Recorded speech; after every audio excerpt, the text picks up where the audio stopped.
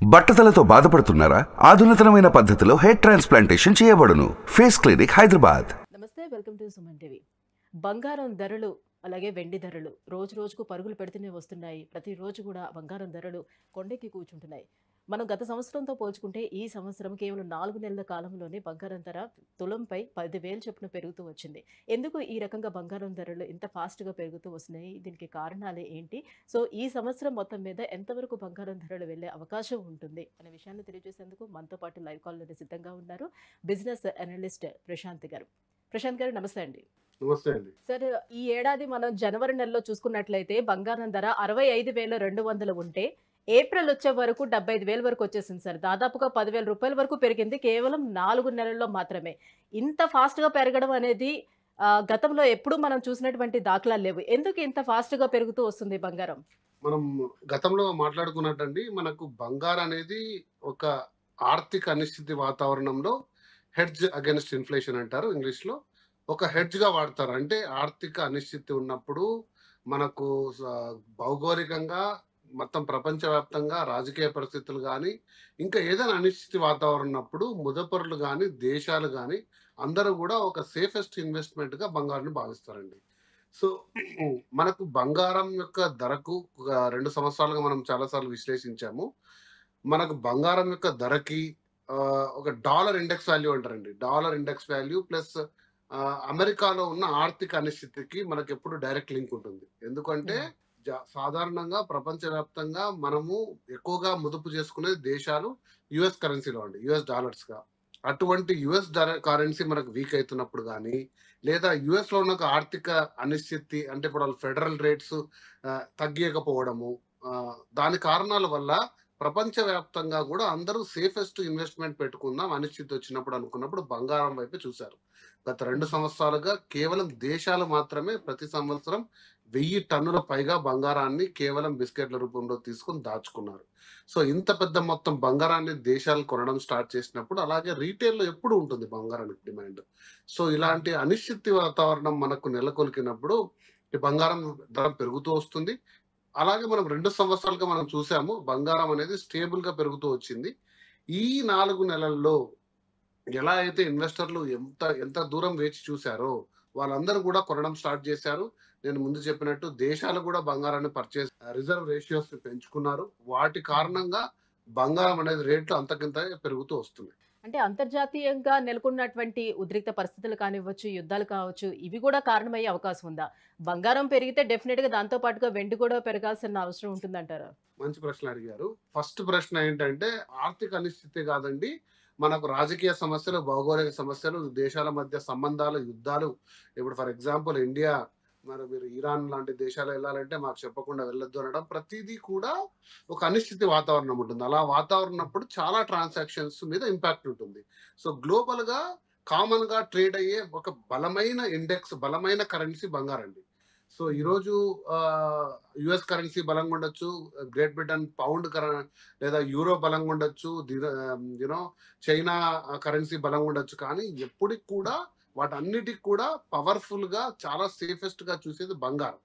So ఏదైనా సరే అనిశ్చితి వాతావరణం భౌగోళికంగా వచ్చినప్పుడు దేశాలన్నీ కూడా వాటి రూపంలో ఉన్న కరెన్సీని, అంటే ఇప్పుడు మన దగ్గర ఒక 10 నెలలు 12 నెలలు మన విదేశీ మారక ద్రవ్య నిల్వలు ఉంటాయి చూసారా, వాటిని మనం యుఎస్ కరెన్సీలో పెట్టుకుంటాం, డాలర్స్ లో లేదా బాండ్స్ లో పెట్టుకుంటాం, యుఎస్ ట్రెజరీ బాండ్స్. కొద్ది శాతం బంగారు కూడా పెట్టుకుంటాం. బంగారు శాతాన్ని పెంచుకుంటాం. సరే ఏదైనా పరిస్థితి వచ్చినప్పుడు ఈ కరెన్సీ డివాల్యూ అయితే బంగారం మనకు ఉంటుందని. కాబట్టి మీరు అడిగిన మొదటి ప్రశ్నకు తప్పకుండా ఈ వాతావరణం సరిగ్గా లేనప్పుడు, దేశాల మధ్య సంబంధాలు, యుద్ధ వాతావరణం, రాజకీయ అనిశ్చితి ఉన్నప్పుడు ఖచ్చితంగా బంగారం ఖచ్చితంగా పెరుగుతుంది. ఒకటోది. రెండోది, ఇవన్నీ ఏదైనా సరే అండి, బంగారు కానీ సిల్వర్ కానీ ప్లాటినం కానీ ఇవన్నీ కూడా precious items, limited items. Plus వీటికి ఆభరణ వాల్యూ ఉండే, అంటే ఆర్నమెంటల్ వాల్యూ ఉన్న ఐటమ్స్. ఈ మధ్య కాలంలో సిల్వర్ అనేది ఈ ఆర్నమెంటల్ జ్యువెలరీ కూడా సిల్వర్ చాలా పెరుగుతూ వెళ్తుంది. మీరే చూసింటారు, మీకు లేడీస్ ఇంకా తెలిసి ఉండాలి, సిల్వర్ జ్యువెలరీ షాప్స్ వచ్చేసాయి. ఒకప్పుడు సిల్వర్ ని మనం కేవలం ఒక గృహంలో ఉన్న మన ఏమంటారు అంటే పూజ గదిలో వాడేవారు. ఎక్కువగా పూజా సామాను, విలువ మొదలగు వస్తువులు వాడే ఆర్నమెంటల్ జ్యువెలరీ సిల్వర్ చాలా తక్కువ ఉండేది. గత కేవలం గత సంవత్సర కాలంగా ఆర్నమెంటల్ జ్యువెలరీ సిల్వర్ వచ్చేసి 125% పైన పెరిగింది కన్జంప్షన్. సో వాటి వల్ల ఇండియాలో ప్రత్యేకించి విదేశీ పరిస్థితులు మనం పక్క పెట్టుకుంటే సిల్వర్ అనే ఇంపోర్ట్ పెరుగుతూ వస్తుంది. అంతకంత రిటైల్ కన్జంప్షన్ ప్రకారంగా కూడా సిల్వర్ పెరుగుతూ వస్తుంది. సిల్వర్ అనేది ఆల్వేస్ సిస్టర్ టు గోల్డ్ అండి. దాంతోపాటు ప్రయాణం సాగుతుంది. ఎందుకంటే అది కూడా ఒక ఇన్వెస్ట్మెంట్, బలమైన ఇన్వెస్ట్మెంట్ రూపమే. స్మాల్ టైమర్స్ కానీ, మీడియం టర్మ్ కానీ, ఈవెన్ దేశాల వరకు అయితేనేమి. బట్ సిల్వర్ కి ఇంపాక్ట్ అంత ఫాస్ట్ గా ఉండదండి. సిల్వర్ ఇంపాక్ట్ చాలా స్లోగా ఉంటుంది. ప్లస్ పడడం లేయడం అనేది దానికి అర్థం ఓన్ గా ఉంటుంది. బట్ గోల్డ్ అనేది న్యూమరస్ ఫ్యాక్టర్స్ నేను ఇంత ముందు చెప్పినట్టు వాటన్నిటి కూడా ముడిపడి ఉంటుంది. రైట్ సార్, ఇటీవల కాలంలోనే ఈ మధ్యనే రిజర్వ్ బ్యాంకు కూడా 13 టన్నుల బంగారాన్ని కొనుగోలు చేసిందని తెలుస్తుంది. ఈ రకంగా మనం చూసుకున్నట్లయితే నెక్స్ట్ ఇన్వెస్ట్మెంట్ పర్పస్ గోల్డ్ ని బెస్ట్ గా చెప్పుకోవచ్చు ఆప్షన్ గా. డెఫినెట్ గా అండి. నేను చాలా సార్లు మీ సుమన్ టీవీ ద్వారా నేను ఈ సలహాలు సూచనలు చాలా మందికి ఇచ్చాను. చాలా మంది నాకు కాల్ చేశారు కూడా. సో ఎలా ఉంటుందని వన్స్ అగైన్ నేను ఒక అంచనాని నాకుండే పరిజ్ఞానం ప్రకారం సలహాలు చెప్పగలను. బంగారు అనేది డెఫినెట్ గా ఒక సేఫెస్ట్ ఇన్వెస్ట్మెంట్. ఎందుకంటే ఒక దేశము తన దగ్గర ఉన్న విదేశీ మారక ద్రవ్య నిల్వల్ని బంగారు రూపంలో దాచుకుంటుందంటే ఒక సామాన్య ముదపరుడుగా, ఒక రీటైల్ ఇన్వెస్టర్ గా మనకు దగ్గర ఉండే మనం చేసుకున్న సేవింగ్స్, మ్యూచువల్ ఫండ్స్ కావచ్చు, స్థిరాస్తులు కావచ్చు, ఇంకోటి కావచ్చు, బాండ్ల రూపంలో కావచ్చు, పోస్ట్ ఆఫీస్ కావచ్చు, ఫిక్స్డ్ డిపాజిట్లు కావచ్చు, ఇందులో బంగారంని కొంత మొత్తం చేర్చుకోవడంలో తప్పులేదు. మరి ఆ బంగారాన్ని ఎలా కొనాలనేది మనం చాలా సుమన్ టీవీ ద్వారా వీడియోలు ఉన్నాయి. మీరు ఆ డిస్క్రిప్షన్ లో లింక్స్ ఇవ్వండి. నేను ఎప్పుడూ చెప్తున్నట్టు బంగారానికి సావరిన్ గోల్డ్ బాండ్స్ ఉంటాయి.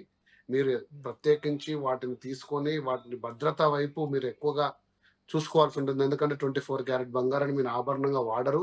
బిస్కెట్ల రూపంలో దాచుకోవాలి. లాకర్లు ఇవన్నీ జంజాటం లేకూడదు. అంటే సావరిన్ బాండ్స్ వల్ల మీకు ఎంత రేటు పెరుగుతుందో అంత వాల్యూతో పాటు ప్రాఫిట్ పైన నాట్ ట్యాక్సిబుల్ ఉంటుంది. మళ్ళీ 2.5% అదనపు రెవెన్యూ ఉంటుంది. కొంచెం లాక్ ఇన్ పీరియడ్ ఉంటుంది. వీటిని మళ్ళీ సెకండరీ షేర్ మార్కెట్ లో సేల్ చేయొచ్చు. చాలా లాభాలు ఉన్నాయి. సావరిన్ గోల్డ్ బాండ్స్ అని చెప్పి సుమన్ టీవీ ద్వారా వీడియో చేశాను, చూడండి. లేదంటే మీరు షేర్ మార్కెట్ లో కొనొచ్చు. లేదంటే 24 క్యారెట్ గోల్డ్ కొనొచ్చు బిస్కెట్లు. ఇవేది కాదు, మనకు ఇంటికి కూడా అవసరాలు కావాలనుకుంటే మీరు 22 క్యారెట్ ఆభరణ రూపంలో కూడా ఈరోజు తరుగు ఇవి లేకుండా దొరుకుతున్నాయి. ఏ రూపంలో ఉన్నా కూడా అది ఖచ్చితంగా సేఫెస్ట్ ఇన్వెస్ట్మెంట్ అండి. ఇంకా ఈ సంవత్సరం మొత్తం మీద మనం చూసుకున్నట్లయితే బంగారం ధర ఎంతవరకు వెళ్ళే అవకాశం ఉండొచ్చు సార్?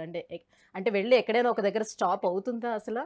మనము దాదాపు 52,000 ఉన్నప్పుడు ఇదే క్వశ్చన్ అడిగామండి. దాదాపు 1.5 year బ్యాక్ మనం అనుకున్నాము. సో 2024 డిసెంబర్ వరకు 80,000 వరకు వెళ్ళే అక్కడ స్టేబుల్ అవుతుందని ఒక అంచనా ఉందండి. అంటే ఎప్పుడైతే మనకు 37,000, 38,000లో ఒక 2 ఏళ్ళు దాదాపు బంగారు స్టెబిలైజ్ అయ్యి తర్వాత గ్రాడ్యువల్ గా పెరుగుతుంది. అంటే మీరు ఇందాక అన్నారు కదా, జనవరి టు ఏప్రిల్ స్టీప్ ఇంక్రీజ్ అంటారు. సో అటువంటి ఇంక్రీజ్లు మనం చూడకుండా డిసెంబర్ వరకు దాదాపు 78,000, 80,000 దగ్గర స్టేబుల్ అయ్యి మళ్ళీ మనకుండే ఈ రాజకీయ పరిస్థితులు, తర్వాత మనకు ప్రపంచంలో ఉన్న అసలు మళ్ళీ ఆర్థిక తగ్గే అనిశ్చితి మాట తొలగిపోయి అనేది మళ్ళీ అసలు వినిపిస్తుందా అని? తగ్గడం ఉండదండి. ఎందుకంటే బంగారు ఎప్పటికప్పుడు కొత్తగా జనరేట్ అయ్యేయటం కాదండి.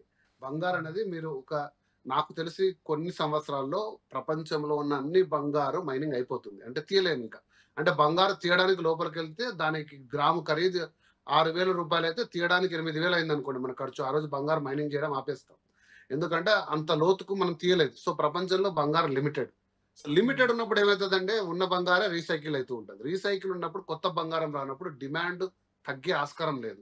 ఎందుకంటే దానిపైన మోజు కానీ, దానికి ఉన్న భద్రత విలువ కానీ, దానికి ఉన్న లిమిటెడ్ నేచర్ వల్ల ప్రతి ఒక్క దేశం కానీ, ఒక రీటైల్ ఇన్వెస్టర్ కానీ బంగారాన్ని సెక్యూర్ గా పెట్టుకోవాలని అనుకుంటారు. కాబట్టి రేటు తగ్గే ఛాన్స్ ఉండదండి. ఇది భూమిలాగా, స్థిరాస్తుల్లాగా వాల్యూలు పెరగడము తగ్గడము చాలా చాలా చాలా అరదు. కాబట్టి కరెన్సీకి కూడా అందుకే ఇట్స్ హెడ్జ్ అగైన్స్ట్ ఇన్ఫ్లేషన్ అంటారు.